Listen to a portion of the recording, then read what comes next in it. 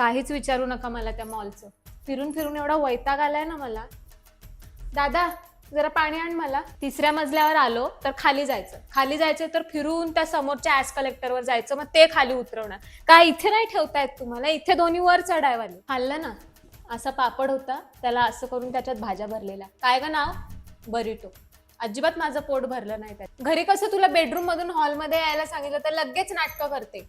आधी सांगायचं ना, हे सांगायचं. तिथे कशी कोपऱ्यानं कोपऱ्या फिरत होती चालत, हा, आणि पूर्ण चालत. हसू नको हा तू जास्त. त्या थिएटर जवळ मुलं मुली एकमेकांच्या गळ्यात पडून पडून रडतायत. म्हटलं मी विचारते क्या हुआ क्या हुआ, तर एक मुलगी आली आणि म्हणते अरे आंटी यार वो सैयारा मूवी है ना, बहुत इमोशनल है, वो देख के सब लोग रो रहे. म्हटलं यांना चिमणी पाखरं आणि काकण दाखव. 200 रुपयाचे एवढूशे उकडलेले मक्के घेऊन आम्ही पूर्ण मॉलमध्ये फिरतोय. हा, तेच घरी करून दिलं तर खायला नाकी नऊ येतात. 4-5 हजाराच्या खाली वस्तूच नाही तिथे. म्हटलं अरे दादा काय एसीचं आणि रूमचं भाडं पण फक्त आमच्याकडूनच काढतो की काय? हा, सगळ्यात खटकलेली गोष्ट मला बार्गेनिंग. अलाउडच नाही बार्गेनिंग करायला. म्हटलं अरे 2 पीस घेतोय, थोडे तर कमी कर. नाही, कमी नाही करणार. ही शाणी अजून म्हणते मला तू तुळशी बागेतूनच घेत जा. 70 रुपयाला घेतली तुळशी बागेतून, जशीच्या तशीच आहे अजून, रफ अँड टफ. नळांची सिस्टीम बाकी भारी होती हा तिथे. हात ठेवला की पाणी यायचं, हात काढून घेतला की पाणी जायचं. आहो जरा इकडे या.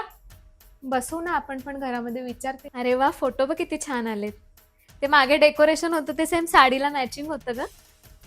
टाकते थांब स्टेटसला. मस्त आले ते. हा बा, हा किती छान आले.